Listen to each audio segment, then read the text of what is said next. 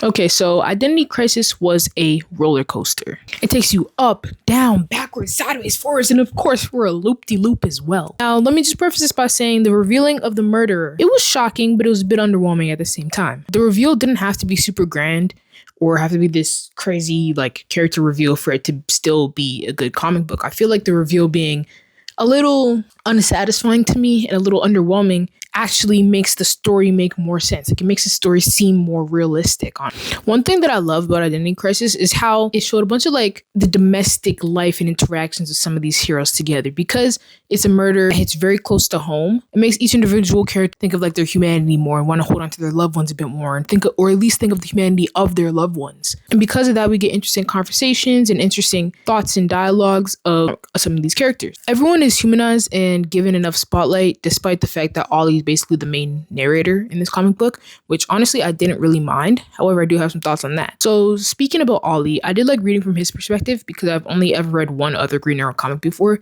and that was Longbow Hunters, which I did enjoy. But again, that's my only exposure to Green Arrow really, other than just like seeing him as a side character in like Batman Brave and the Bold and other things along the way. His voice to me, at least in this comic, is awfully neutral. And it doesn't really seem like he has a big personality. Of course, he has his thoughts, his feelings, his biases, but it just doesn't really feel like he has a big personality.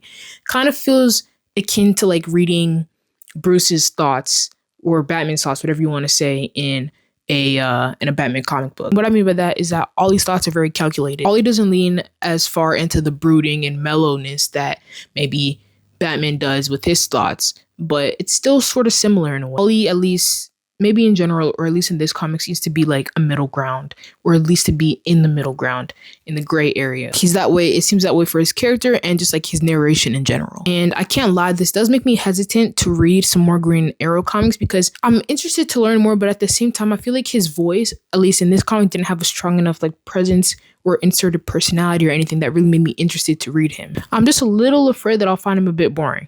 Like, no offense to the Green Arrow fans, but if you guys can give me some Green Arrow Rex, maybe I'll check them out. Overall, I did enjoy this comic book, and I would recommend it to anybody looking for sort of like a murder mystery type of vibe, or people looking for some extra DC lore. And I almost forgot to talk about Wally West, the Flash.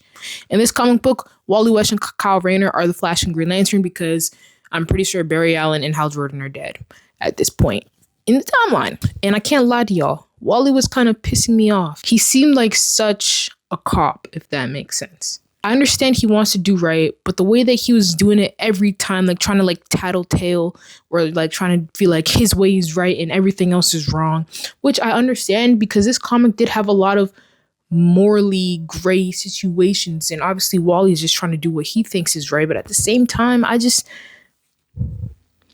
don't know. It was kind of annoying. I mean, I appreciate that it stayed consistent throughout the comic, but again, I think that was also part of the reason why it was annoying, because Wally just kept trying to like insert himself into these situations or like go tell the big guns what is happening and everything, which I mean, like, you can appreciate, but it's a finicky subject. However, now I'm really wondering if this is like Wally and like all his appearances, like in his solo runs and like other like guest appearances in comics and stuff, or if this was kind of just isolated to Identity Crisis. Y'all let me know. Anyways, I can't wait to read more events like pre-Identity Crisis, especially ones concerning Hal Jordan, because I love Green Lantern, I love Hal Jordan, and I just want to learn more about his character, especially concerned to how he became deceased and how he became the Spectre. But yeah, this comic book towards the end almost made me cry because there was like multiple deaths in this comic book, not just including the main murder mystery that sparked this event. There was multiple deaths after that could be a little sad. Especially a particular scene with Batman and Robin. It did make me a little sad. I didn't tear up, but I was feeling emotional. Anyways, I do think that you also check out Identity Crisis if you haven't already. Let me know what you think about this review, and I'll catch y'all in the next one.